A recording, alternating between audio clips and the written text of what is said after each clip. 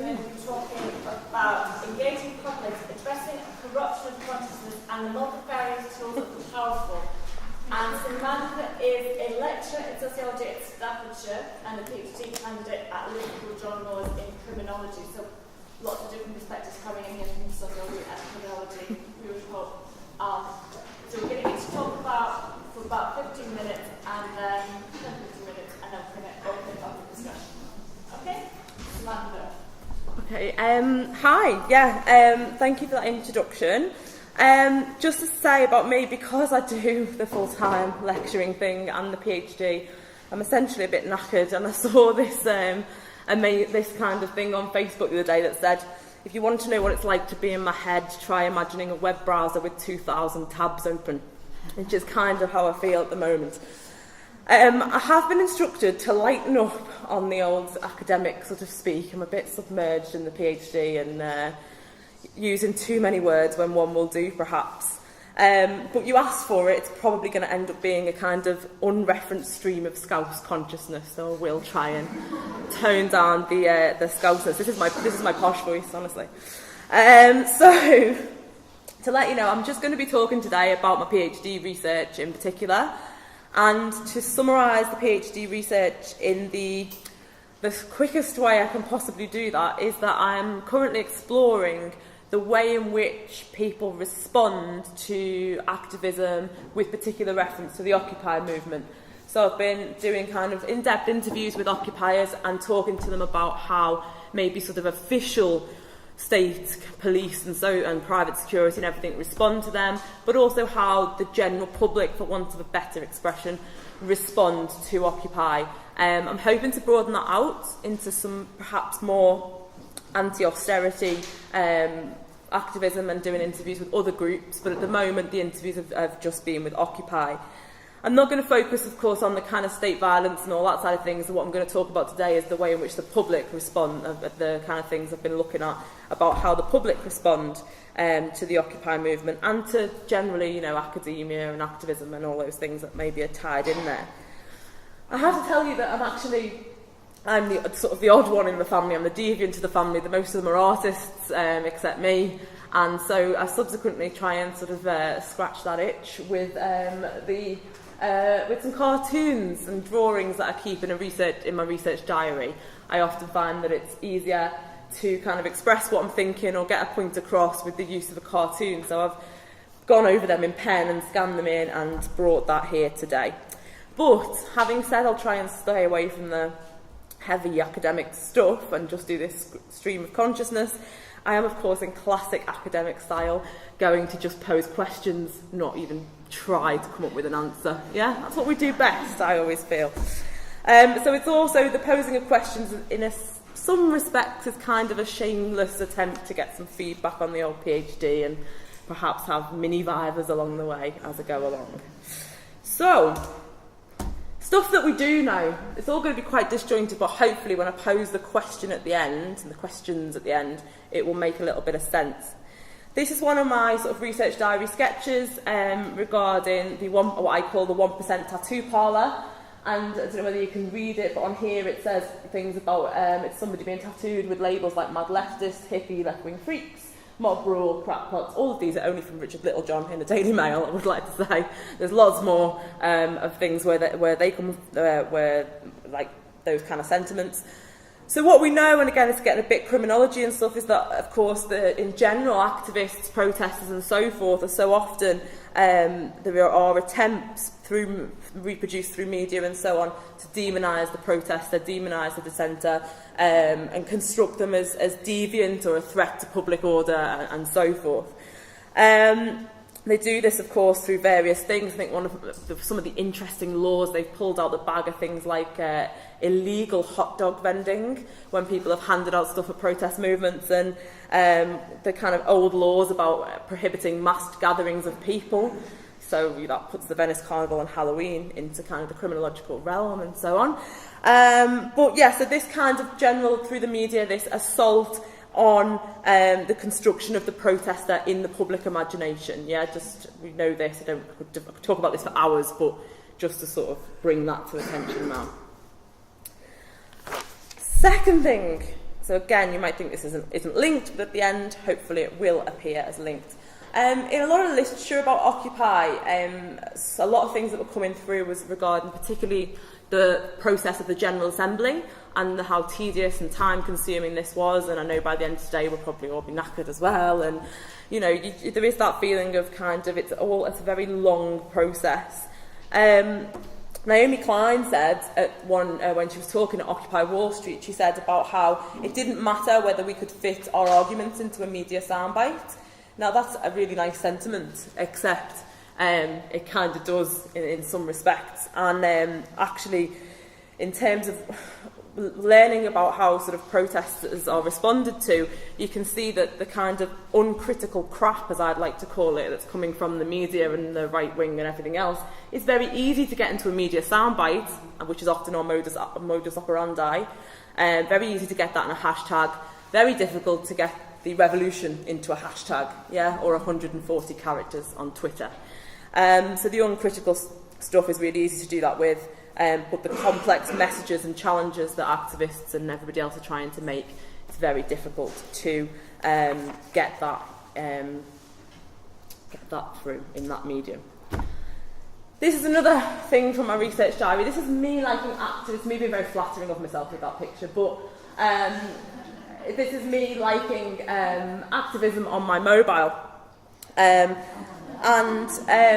No, but this is apart from the fact that I'm so ridiculously overworked, as we all are. This is literally the only kind of activism most of the time I have time to do, is to go on and show my support through the like button. But I have further concerns about in terms of how perhaps we're not necessarily recognising, and there is some research around this where people are recognising it, but actually kind of reflecting on how we are also immersed into this kind of culture of the social media. Now, I'm not denying the use of social media in terms of organising protests onto the streets and so forth. It's been really, really useful. But the point kind of being, if we think about the way in which the state responds to likes on Facebook, there's nobody running into an office going, oh, they're all liking the revolution on Facebook, let's panic. It's not happening, but what does sort of, the tell in the stoic face of the state is that when it does go onto the streets and into the public realm, that's when they start to get concerned. I also heard this great little story as well. This person was talking about the LOL culture and talking about how when, we all sort of sit there and we type LOL, but nobody's actually laughing out loud, which is kind of a problem if you have this kind of you want to vent about the issues and inequalities and everything else, but if you're doing that in a kind of very lol kind of sense, I do think that is somewhat problematic. And you can see that in terms of actual activism now. The Occupy is a really good example of that, because the Occupy, it's such a Scouse thing to say, the Occupy, but the Occupy movement is, you can see there's loads and loads of likes, but the actual people who are out camping and so forth, there was a very small amount. Now there's loads of reasons for that and the ways in which different people might be, the reasons why people don't, but that is kind of interesting. So it's really I wanted to sort of raise the idea about looking at social media and really being critical of our own use of that in terms of activism, when we're discussing the issues that we're discussing today, and kind of recognising it both as a tool that is useful, but also a tool that is essentially, arguably, a pacification tool of the state in some respects, can be, if we don't maybe reflect and think about that. So talking about responses, just because this is very much a personal story, I do have references in my PhD I'd like to point out. So if anyone wants to ask me what I've actually read and what this is being informed with, I can tell you about that. But I haven't included them today, trying to sort of stay away from the heavy stuff. But this is an example of, I was camping out against the bedroom tax, one of the few things I was kind of able to do in terms of actual activism on the streets and public engagement.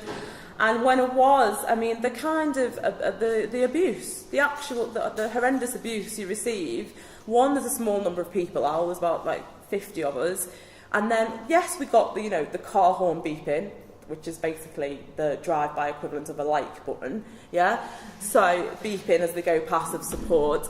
but then at the same time, just the out and out abuse. But then also internally within the camp, one thing that I was just absolutely kind of just baffled me was that there was somebody, so they had the camp for against the bedroom tax, and everybody's talking about issues about how people might become homeless and all the other social harms. And then there was somebody standing outside the camp, dancing, bottle of Lambrini in hand and so on, saying hi to everyone. Now, half the people said hi, and half the people just literally like they weren't there, yeah? Because and this kind of internalisation of deserving poor and undeserving poor or something, I can't quite even deconstruct it, but I'm just putting it out there to tell you about it. And I was kind of shocked about the way in which that even those groups that one would expect would be more understanding or aware of issues and so on, were actually just ignoring them. And one person actually said to me, I just pretend that they're not there. And I was like, okay. So I just, I had had to bring that up as well.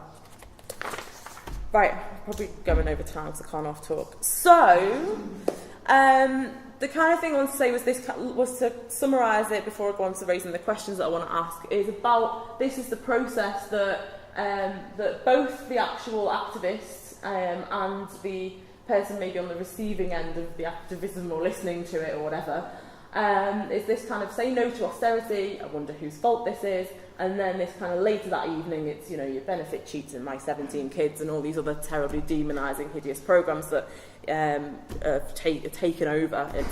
It's actually, I think, Mark Fisher was saying how horrendous Channel 4 used to have actually some half-decent stuff on it, and now it's just all been replaced with these kind of things. So that is kind of the challenge that we face. And my question is, when we say those messages, so the messages that we do say, how useful are they, and to what extent do they actually draw attention to the methods of the powerful and what the powerful do in order to make themselves legitimate?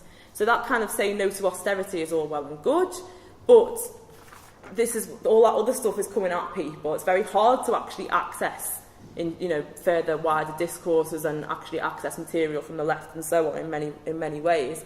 So I'm asking, if we hold up signs that say Gideon and David Cameron are there, the criminals, well, yeah, okay, but is that enough? Because they've already legitimised their actions, they've done it with a hashtag, people have absorbed that. And I'm saying this because if I'm brutally honest, you should have seen me a couple of years ago. Honestly, I was Daily Mail reading and all kinds, quite scary, yeah. But I've just not had as many opportunities to engage in the kind of discourses that I do now. So they've already. So if you say this is the government or the criminals and stuff, it's like, well, is that enough? They've already legitimised their actions. They've already blamed somebody else. So it kind of takes more than this idea of they're criminals. We need to kind of perhaps, I don't like being preachy, we need to ignore that, right? But to think about perhaps how we show the most effective thing for me was when somebody showed me how I ended up thinking that way in the first place, how my things were constructed in my imagination, how my consciousness had been corrupted and so on. And therefore, and that's just in the picture, I will finish now, I have no idea what kind of time frame I'm on, but I'm asking the question when we do this document thing that we're going to do and so forth, I'm asking the question, to what extent are we, and by we I mean activists, practitioners, academics, left groups, etc., meeting that challenge? Because in lots of the things that I'm going to and the things that I'm engaging in, it's kind of very, that, as I say, they are the criminals, bit soapboxy and so on. And I'm asking, I guess, to what extent, or I've written it down so I don't get too confused, to what extent are our activist strategies effectively addressing and challenging the ruling elite's attempt to claim a monopoly on public consciousness? And to what extent, are we challenging how the ruling elite, for want of a better expression, are constructing everything in the public imagination? I'm not saying that's going to be easy. I'm not saying nobody's doing it. I'm saying people are doing it, but I'm finding it hard to recognise it all, and it might be useful to share those experiences in terms of what people are doing to challenge that attempt to monopolise consciousness on behalf of the ruling elite. And the last thing I will say is, you're going to say, well, that wasn't about interdisciplinary stuff, but it kind of was, because I do think I might have ended up in the wrong panel. But it kind of was, in the sense that I do think that is an issue that unites everybody. and apparently we were looking for one, I've heard, on the left grapevine. We're looking for some issues that unite and stuff. So those are my questions, and that's me. Was that all right? Was that in a so decent frame of time? That was lovely. Thank you very much. Super. Thank you.